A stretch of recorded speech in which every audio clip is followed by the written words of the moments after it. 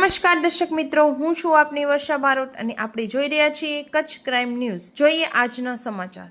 મુન્દ્રા મધ્યે તારીખ 1-3-2026ના રોજ ઘનશ્યામ વસ્તીનું સનાતન હિન્દુ પરિવારોનું સંમેલન યોજાયું હતું। સમરસ હિન્દુ સમાજનું કોઈપણ જ્ઞાતિ, જાતિ કે પક્ષ પાર્ટીના વળગરથી મુક્ત એવા આ સંમેલનની વિશેષતા એ હતી કે 14 જેટલી સોસાયટીના હિન્દુ પરિવારોએ સ્વયંભૂ રીતે જાત મહેનત કરીને પોતપોતાની કર્મકુશળતાના કામે લગાડીને આ કાર્ય મારું છે એ ભાવથી તન, મન અને ધનથી આ ભવ્ય સંમેલનને સફળ બનાવ્યું હતું। આ સંમેલન દ્વારા પ્રાંતવાદ, ભાષાવાદ, જ્ઞાતિવાદ, જાતિવાદ બધા બંધનોથી મુક્ત સમરસ હિન્દુ સમાજ એક પાથરણે બેસી શકે, એક પતંગમાં જમી શકે એવો મજબૂત સંદેશ સમાજમાં પ્રસ્થાપિત થયો છે।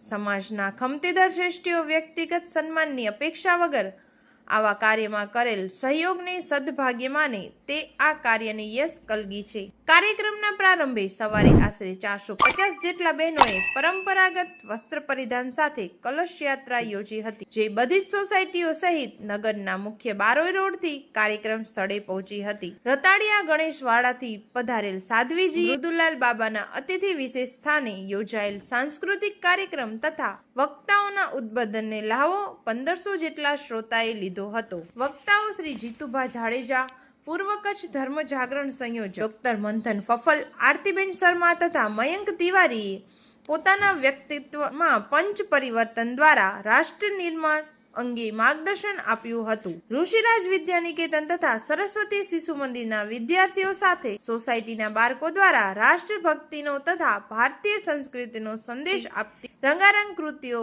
રજૂ કરવામાં આવી હતી। બહેનો દ્વારા કરવામાં આવેલ સુશોભન આકર્ષણનું કેન્દ્ર બન્યું હતું। અંતે સમિતિના મુખ્ય જવાબદાર લોકો પ્રમુખ શ્રી માવજી બાપા ઘોડુ, ઉપપ્રમુખ શ્રી દીપકભાઈ ડી ઠક્કર, મંત્રી શ્રી રામધારીજી કાલિકા આહિર, ભરત પટેલ, મોહન કાકા નાકરાણી, રાજુભાઈ પોમલ, અજય ચુડાસમા, ડોક્ટર નિલેશ પટેલ, હિમાલય જોશી, મંગલેશ પટેલ, જીમ્મીભાઈ દોશી, કપિલભાઈ, રમેશભાઈ ગઢવી, બીજુ પુષ્કણા એ ભારે જહેમત ઉઠાવી હતી। Story by Varsha Barot, Kutch crime news.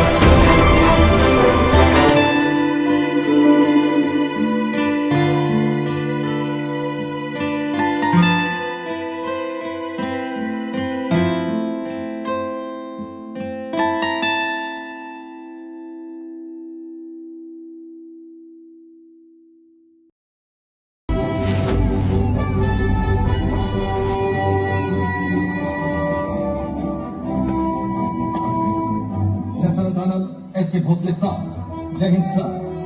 Lieutenant colonel KC Chatterjee sir, Jai Hind sir. Lieutenant colonel Mohammad Zaman Kiani, Jai Hind sir. Major PK Sehgal, Jai Hind sir. Major Shahnawaz Khan, Jai Hind sir.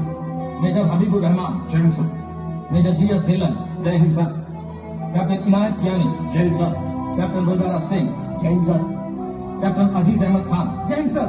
और आप हैं mister Anand Mohan Sahay, Indian independence league. और आप हैं mister S A Iyer, writers sir.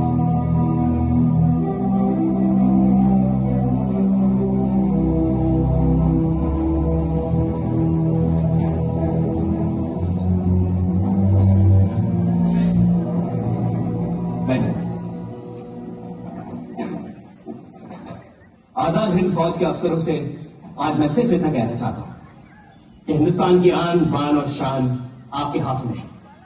आज भारत की आशाओं की मशाल आपके हाथों में। ईश्वर आप सबको आने वाली जंगों में जीत नसीब कराए।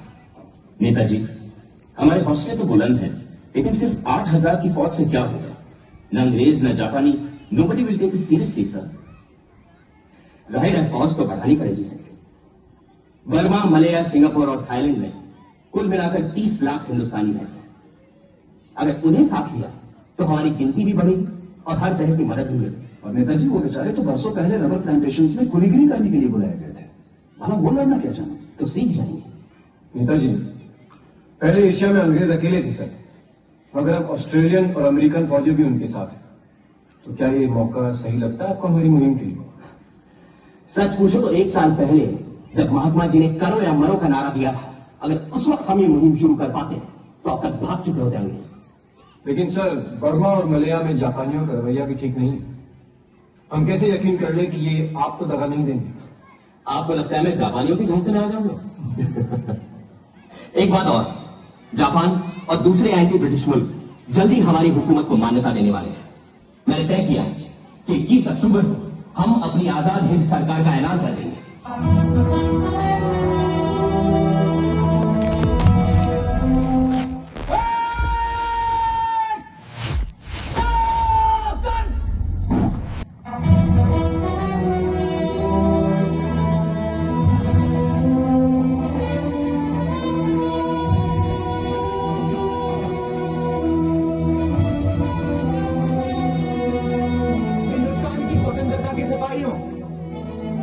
आज का दिन मेरे जीवन का सबसे गर्व भरा दिन है, क्योंकि आज मैं सारी दुनिया से फख्र के साथ कह सकता हूं कि भारत को आजादी दिलाने वाली सेना का मेरा सपना अब साकार हो चुका है।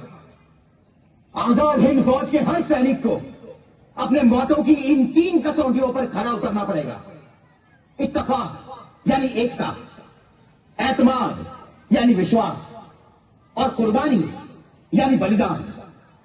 साथियों, सिंगापुर, मलाया, बर्मा और पूर्व एशिया में बसे 30 लाख हिंदुस्तानियों से मुझे यह कहना है कि भारत की आजादी की जंग आपकी पूरी शिरकत के बिना कभी पूरी नहीं हो सकती। इसीलिए आपको भी बड़ी तादाद में आजाद हिंद फौज में भर्ती होना होगा। मैं ये भी कहना चाहता हूं कि इस पावन काम में औरतें पीछे न छूट जाएं और मौत को ललकारने वाला एक ऐसा मृत्युंजय दस्ता बनाएं जो अंग्रेजों के खिलाफ वैसे ही तलवार उठा ले जैसे सन 1857 में झांसी की रानी ने उठाई थी। बहादुरों, बिना कीमत चुकाए इस दुनिया में कुछ हासिल नहीं होता, और आजादी की कीमत है शहादत। आज मैं आप सबको कॉल देता हूं, तुम मुझे खून दो, मैं तुम्हें आजादी दूंगा। 21 अक्टूबर 1943 आजाद हिंद फौज की स्थापना हुई। हालांकि इससे पहले 1941 और 1942 में रास बिहारी बोस और कैप्टन मोहन सिंह द्वारा इस संकल्पना का प्रारंभिक विचार किया गया। में चढ़ाई गई मेरी भक्ति के घुंघरू है। ये काल कोठरी, ये 7 तारों के पीछे की दुनिया। वे सोचते हैं कि एक विनायक को चुप करा देंगे। मूर्ख है वे भूल गए कि विचार कभी मरते नहीं, और जो राष्ट्र के लिए जीने का संकल्प ले चुका हो उसे मृत्यु डरा नहीं सकती। अनंत के यात्री हम, रुकना हमारा काम नहीं। मृत्यु के इस तांडव में झुकना हमारा काम नहीं। लिख रहा हूँ इतिहास इन दीवारों पर अपने नाखूनों से, क्योंकि कागज और कलम छीन ली तुमने, पर मेरी आत्मा नहीं, पर मेरी आत्मा नहीं। ने मजसी ने परत मातृभूमीला, सागरा प्राण तड़मड़ला। हे सागर, क्या मेरी पुकार मेरी माँ तक पहुँच रही है? क्या रत्नागिरी की उन लहरों को पता है कि उनका बेटा यहाँ घोर तपस्या में है? यहाँ की हवा में नमक नहीं बल्कि बलिदान की गंध है। कोल्हू के बेल की तरफ दिन भर घूमता हूँ इधर, देह से पसीना नहीं रक्त की बूंदें टपकती हैं। हे सागर, लेकिन हर बूंद धरती पर गिरकर एक ही शब्द कहती है, स्वतंत्रता स्वतंत्रता स्वतंत्रता। सुनो ओ क्रूर काल, तुम मुझे क्या डराओगे? मैंने तो साक्षात मृत्यु की आंखों में आंखें डालकर पूछा है कि बता तू कितनी बड़ी है। मैं वो बीज हूँ जिसे तुम जितना गहरा दफनाओगे मैं उतना ही विशाल वट वृक्ष बनकर उभरूंगा। मेरी हिंदुत्व की परिभाषा ये कोई संप्रदाय की मोहताज नहीं, तो इस मिट्टी का पर्याय है। सिंधु से सिंधु तक फैली जो धरा मेरा शरीर है और इसकी अस्मिता मेरी आत्मा। शायद मैं इस जेल की सलाखों के पीछे ही दम तोड़ दूं। शायद मेरा नाम इतिहास के पन्नों से मिटाने की कोशिश की जाए, पर याद रखना, जब जब भारत अपनी जंजीरें तोड़ने के लिए छटपटाएगा, विनायक का विचार हर क्रांति की पश्चात में चलता हुआ मिलेगा। अनादि में, अनंत में, अवध्य में मुझे मार सके ऐसी कोई तलवार नहीं, मुझे कैद कर सके ऐसी कोई दीवार नहीं। मैं देख रहा हूँ आने वाले समय के उन चेहरों को जो आजाद भारत की हवाओं में सांस लेंगे। पर ये क्या, तुम अधिकारों की बात करते हो? तुम शिकायत करते हो कि देश ने तुम्हें क्या दिया? मुझसे पूछो कि मुझे क्या मिला। ये लोहे की बेड़ियां, ये कोल्हू का काम, या ये काला पानी की तन्हाई? मैंने कभी नहीं पूछा कि माँ भारती ने मुझे क्या दिया, क्योंकि माँ से सौदा नहीं समर्पण किया जाता है। याद रखना, राष्ट्र केवल भूगोल नहीं होता, राष्ट्र केवल नागरिकों के कर्तव्य से जुड़ा है। जब तुम अपने अधिकारों के लिए सड़कों पर उतरो तो एक क्षण रुककर खुद से पूछना, क्या मेरा पसीना इस मिट्टी को सींच रहा है या मैं केवल इसके फल गिनने आया हूँ? जिस दिन तुम अपनी सुख सुविधाओं से ऊपर उठकर यह पूछने लगोगे कि मैंने अपने देश को क्या दिया, उसी दिन समझ लेना कि सावरकर की तपस्या सफल हो गई। अधिकार तो मांग कर भी लिए जा सकते हैं, पर राष्ट्र का गौरव कर्तव्य की वेदी पर दी गई बलि से ही ऊंचा होता है।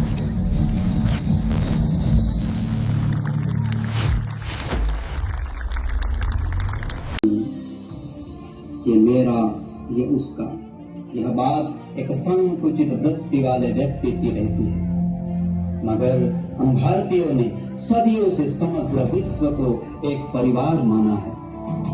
नतीजा ये रहा कि सदियों तक अलग अलग आक्रांताओं ने इस भूमि पर राज किया, लेकिन यहाँ के वीरों की तेजस्विता, बुद्धिमता, सामर्थ्य व एक विचार के लिए मर मिटने की तीव्रतम आकांक्षा के चलते इसकी कण कण में छिपी हुई न्यूनतम विचारधारा में कोई बदलाव नहीं आया। लेकिन पिछले कई सालों से यह दृश्य बिल्कुल अलग दिखने लगा, जहां ऊंच नीच, जात पात, गरीब अमीर, भाषा, खान पान, इन सब भेदभाव से मानव संकुचित होने लगा। लेकिन सोचना पड़ेगा, अगर चंद्रशेखर आजाद ने ऐसा सोचा होता तो भारत का दृश्य कैसा होता? अगर तिलक जी ने ऐसा सोचा होता, अगर खुदीराम ने ऐसा सोचा होता, अगर भगत सिंह ने ऐसा सोचा होता, अगर सावरकर ने ऐसा सोचा होता, अगर सरदार वल्लभ भाई ने भी ऐसा सोचा होता, तो इस देश का दृश्य क्या होता। आइए कुछ झलकियां देखते हैं जिन्होंने आजाद भारत और एक भारत की नींव रखी।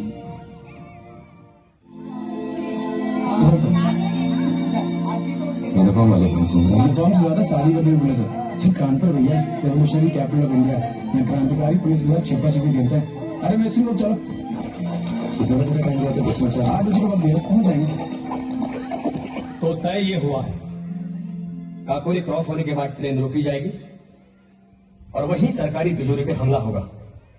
माफ कीजिएगा पंडित जी, मैं एक बार फिर कहता हूँ, ट्रेन में हथियारबंद पुलिस होगी। ये काम बड़ा जोखिम का है। इटारे में हर काम जोखिम का ही होता है। अगर प्रचार करना है, हथियारों की जरूरत है, तो पैसा तो लगेगा ही मोहम्मद साहब। खान साहब, क्यों ना हम पहले की तरह किसी सेठ या जमींदार के घर पे धावा बोल दें? नहीं, बिल्कुल नहीं। अपने ही देशवासियों को लूटकर पैसे तो मिल जाते हैं, पर उस आवाम की आंखों में बदनाम हो जाते हैं जिसकी आजादी के लिए हम लड़ रहे हैं। इसलिए इस बार हमने फैसला किया है कि सरकारी खजाना ही लूटेंगे। पंडित जी, वो खजाना भी तो हमारा ही है, जिसे अंग्रेज लूट कर ले जा रहे हैं। बिल्कुल सही कहा रोशन सिंह। तो सब तय हो चुका वक्त पे पहुंच गए। किसी को कोई शक, कोई संदेह? तो कॉमरेड्स, आप भगत सरफरोशी की तमन्ना अब हमारे दिल में है। देखना है आओ भगत सिंह आओ। हम राम प्रसाद बिस्मिल, विद्यालंकर जी की चिट्ठी मिली हमें। क्यों करना चाहते हो हमारी पार्टी में? जिस वजह से आपने पार्टी बनाई, अपनी वजह बताओ। वजह सबकी एक है, मुल्क की आजादी। कैसे मिलेगी? लड़के अंधेरे में 3-4 शकुन को पीट देने को लड़ना गए थे। वो शुरुआत थी। लड़ तो हम पिछले 150 सालों से रहे हैं, अब तक तो नहीं मिली आजादी। शायद लड़ने के तरीके में कहीं गलती रही हो। इतिहास कहता है कि क्रांति तब कामयाब होती है जब क्रांतिकारी पार्टी आवाम के साथ। अच्छा 4 किताबें क्या पढ़ ली, चले क्रांति खेलने। यहाँ खाते पीते घर के हो, सोचा कुछ एडवेंचर ही कर ले। जिस दिन पुलिस के हाथ लग गए ना, बर्फ पर नंगा लेटाकर वो चाबुक पड़ेंगे कि सारी की सारी गर्मी उतर जाएगी। जाओ बेटा जाओ जाओ जाओ, ये संघर्ष खून मांगता है, खून। खून बहाना कोई बड़ी बात नहीं है बिस्मिल साहब, चाहे वो अपना हो या सामने वाले का।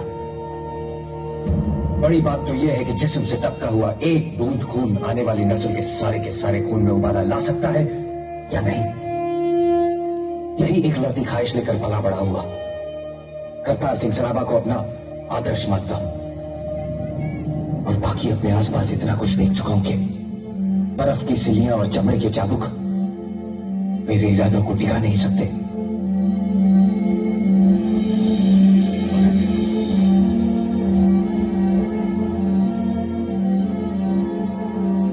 लौट के आने के बाद बहुत सारी बातें करेंगे। कॉमरेड्स, हमारे नए साथी भगत सिंह। सीने में जुनून, आंखों में देशभक्ति की चमक रखता हूँ। सीने में जुनून, आंखों में देशभक्ति।